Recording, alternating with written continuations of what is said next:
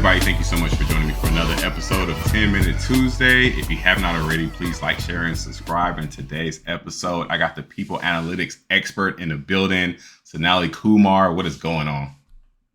Hi, thank you for having me. I'm really excited to be here today, so I appreciate it. Yeah, I appreciate you taking time out today. So we've done a number of these. Let's go ahead and hop into it. Sonali, go ahead and introduce yourself.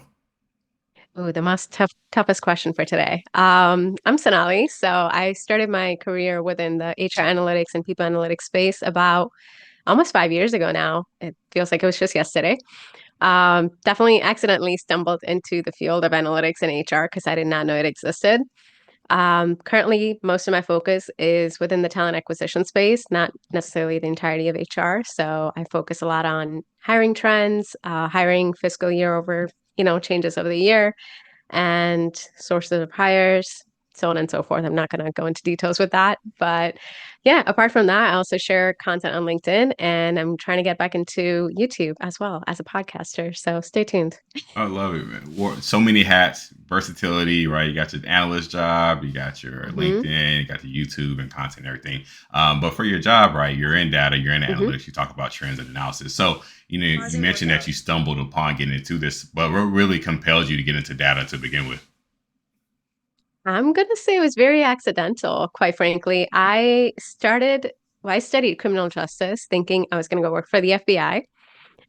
Did a few internships, realizing this is not the career or the path for me, at least not in that moment. Maybe in the future I might end up there, but right now that wasn't the path for me when I decided to figure out what I wanted to do with my life. I did a lot of networking calls, just chatting with a lot of random individuals from different career paths, a lot of career assessments too.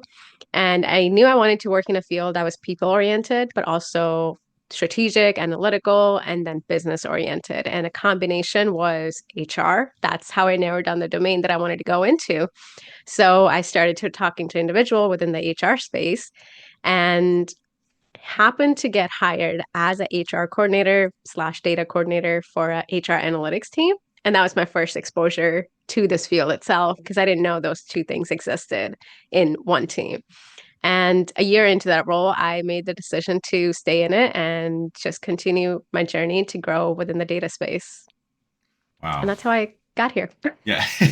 So that's awesome. So really stumbled upon it. I love the pragmatic approach that you took. I think like being super like talking, but then really drilling down Hmm. and honing in on, okay, I do like this. And then let me target Yeah. these roles. That's really cool. Hmm. Yeah. I want to emphasize one thing. I think the only reason why I was able to do that, I give credit to my manager who took a chance on me because I didn't know anything about analytics and she was willing to teach me because I showed interest like in learning. You can throw anything at me, I'm gonna go figure it out. Just hire me, please. Yeah. And she did. And it was for the first year, she knew I wasn't certain about what career path I wanted to take, even if it's within HR. There's a lot of subdivision within HR. She encouraged me to do coffee chats with people outside within the organization. And I talked to a bunch of people. And she was a big supporter in my career to be able to narrow down what do I enjoy? What do I like about my current job? Do I even like it? If I don't like it, let's try to figure out a path forward where I can pivot into a different field. And that's when I did a lot of reflection and figured out I actually enjoy the data analytics component of my job. So let's figure out what else I can do with it. So credit to my manager. Shout out to managers that like put Yes. you in positions to succeed. Man, shout out to y'all. Mm-hmm. Y'all are great. Yes. I'll send Awesome. it to her. All right, so kind of a opposite end of the spectrum from Hmm. that. So we had good managers, but then we've also worked places where we didn't enjoy it. So what has been your least favorite job to date? And it doesn't have to necessarily be data related, right? You could have worked somewhere in high school or in Hmm. college where you were doing something. So Yeah. what's been your least favorite job you've ever had? I was trying to think of this question, and one incident came to mind, so I'm going to stick with that job. I used to work at a restaurant as a hostess, kitchen prep, or waiter. Whatever they needed that night, I was that person. I remember, and I'm going to share an incident. That's why I hated that job. Is when I took orders on over the phone. People come to pick it up. Someone came in to pick up their order, and as I'm checking them out, this person was stumbling on their word.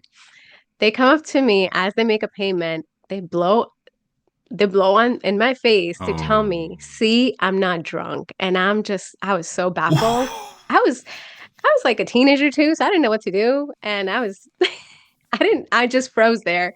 And they came in with someone. So I looked over at the girl and then she looked at me. She's like, I'm so sorry. And I took their payment and just started go back to my Oh work. my goodness. Did you It was ask if they awful. were drunk? No. And then why would I ask them? Like, just make your payment, take your food, and I'll go about doing my job. And no, I did not ask someone if they were drunk. They just offered that They information to volunteered that me and a information. proof. Yes. And they did fail at the proof because I could smell they were drunk. Yeah, yeah. It was Wow. awful. Yeah, Awful. that sounds really So, bad. Yeah, I yeah. hate that for you. That's not Oh, fun. No. thank you. I Yeah, appreciate it. I'm still scarred. That was 10 years ago. yeah. And still vividly remember the smell of vodka Oh, yeah. on the gentleman's breath. I think it was rum, but Rum. yes. All right.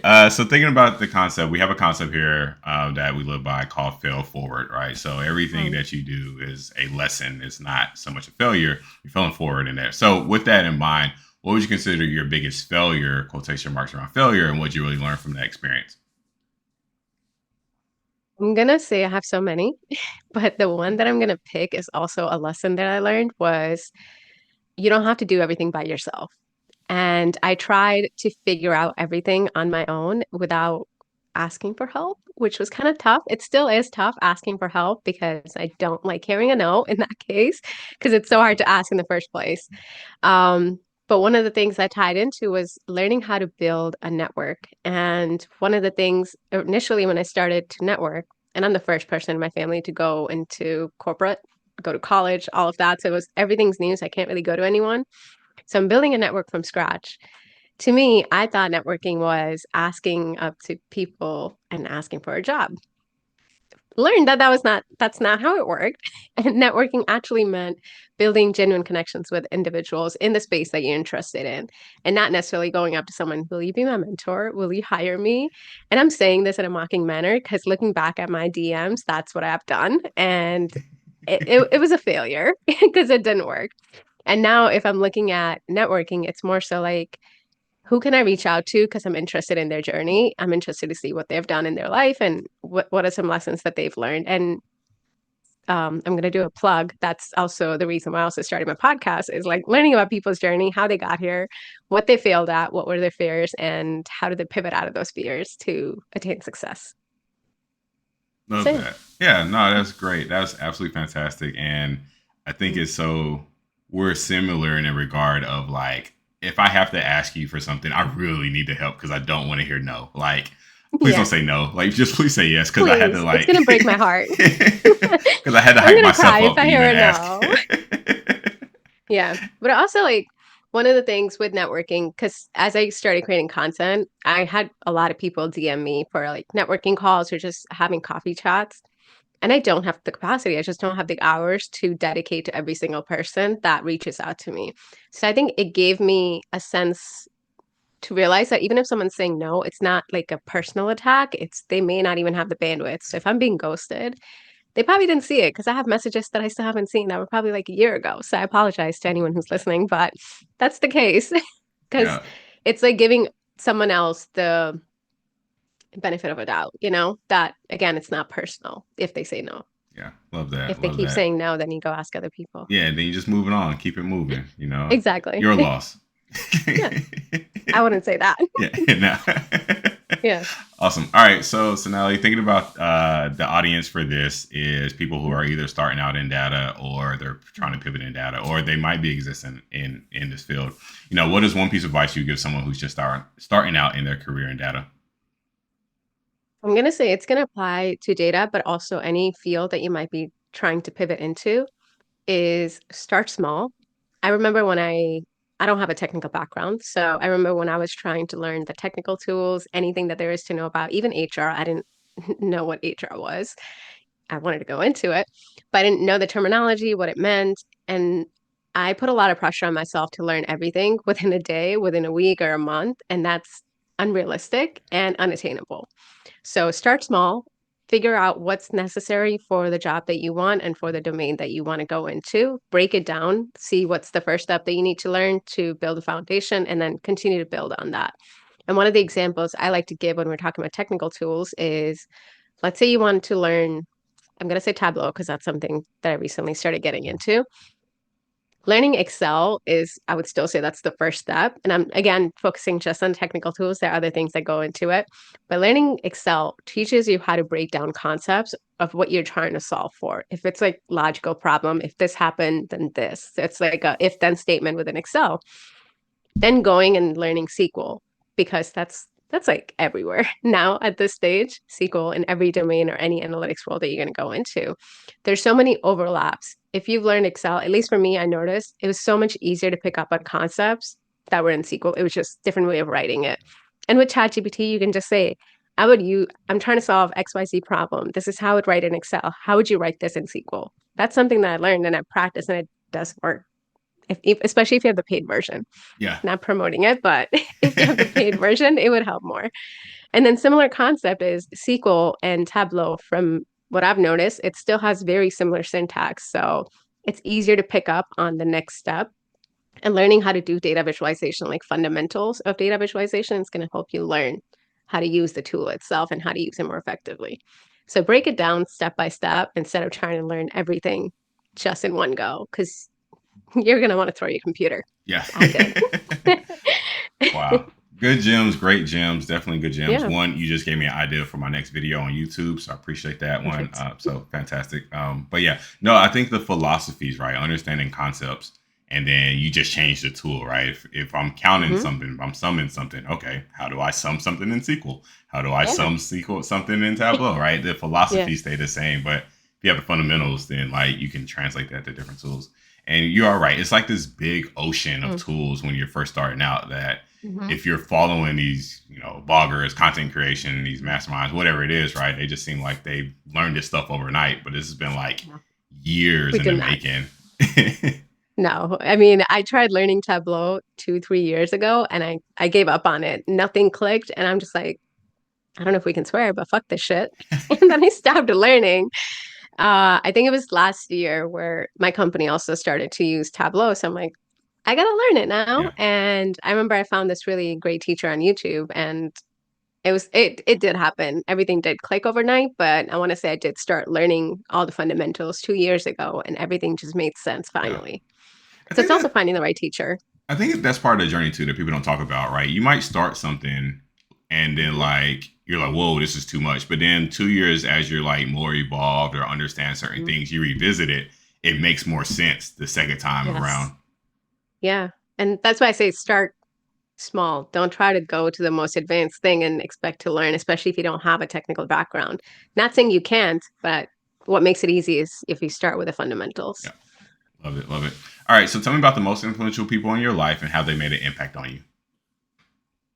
My parents, without a doubt, is always my parents.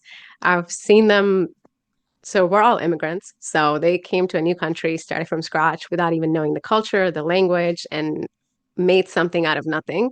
So every time, especially if I'm overthinking or just stressed about things that won't matter 10 years down the road, but I'm stressing and I don't know what to do, those are the people that I go to get to feel grounded, to get some wisdom, to see what I can do and not cry all the time because I'm stressed. So definitely my parents. Shout out to the parents, man. They just have a way of just Yes. bringing you back to reality. Just, making things like, Just a slap it, of reality. yeah, yeah, just bringing it back and everything will be okay. It's fine. Yeah. Your LOD or your calculation in Excel, it'll be all right. You'll figure it out. It's okay. I've cried over those too because I can't Yeah. figure it out. I'm like, I can't do this. Love it, I've love it. learned walking helps. Yeah. Yeah, it does actually. Walking helps a lot, and showers. Those are my things because you actually have like dedicated Yeah. time to sit and think. So those are my Yeah. two go-to places. To solve problems. All right, Sonali, where can listeners find you at online? This podcast episode clearly, and then you can also search me on LinkedIn. So it's Sonali Kumar. You should be able to find me, and also YouTube, which I'm going to be going back into. Even the idea that you stole is also the idea that I have. So both two together. Cool. So you can find me on YouTube as well, and I'm trying to get back into it. So if you give me a nudge, I will definitely put out videos. Awesome. Yeah, let's give her content. All you people, analytics people watching this, give her content, give her ideas, Yes. let her know what she should create. Like, let's help this process out. Yes, I appreciate that. Yeah, we got you. All right, Sonali, appreciate you so much for being on 10 Minute Tuesday. This was great. And as I said in the beginning, if you haven't already, please like, share, and subscribe. And talk to y'all next week. Have a great day.